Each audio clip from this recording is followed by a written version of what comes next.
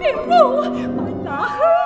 Say Pierrot to any musician and they will instantly know you're talking about Pierrot Lunaire by Arnold Schoenberg, performed by an ensemble, a pocket orchestra if you will, a mini band of 5 instruments, 2 wind instruments, 2 string instruments and piano, and with a narrator.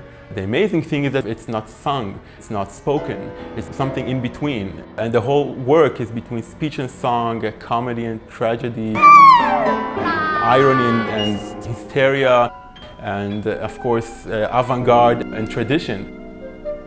Again, after more than 100 years, this is still amazing how this piece actually combines the whole 20th century in a way, in a little package.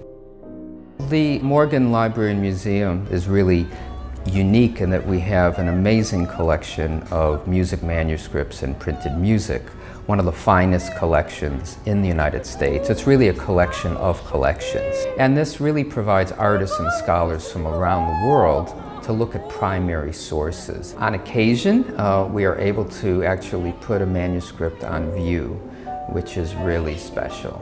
I mean, it's special for the artists, but also for the public during intermission or before or after a concert to actually see the manuscript of a work that's being performed.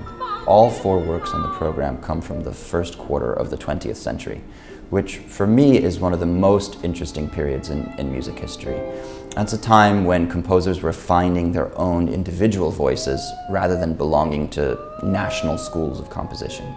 So we have a 1906 piece, Claude Debussy's Children's Corner, in his impressionistic style. We have Stravinsky's Petrushka, 1911, experimenting with bitonality.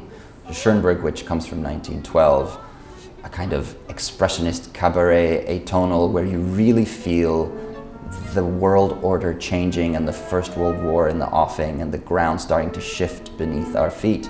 And then the latest piece on the program is Ravel's Tzigane from 1924, gypsy-inspired tunes, again his own very personal idiom, and I think it makes for a fascinating combination of pieces in one evening. Our programs are always consisting of older works, the masterpieces, and new works which we commission. We try to have both a foot in this world and a foot in that world, and I think in a way that's what Schoenberg actually tried to do. Pierrot Lunaire was such a seminal work of the 20th century that it actually inspired the formation of several ensembles that centered around its particular instrumentation. Now, ICP didn't start that way, but what we do have in common is that flexibility of ensemble, mixing strings and winds, piano, certainly harp in our case.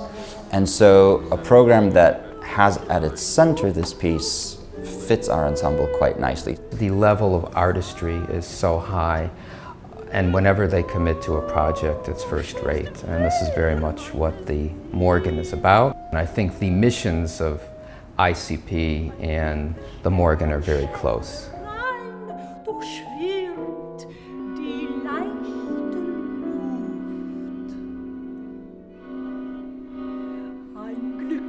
Wünschen macht mich froh nach Freuden, die ich lang verahnt.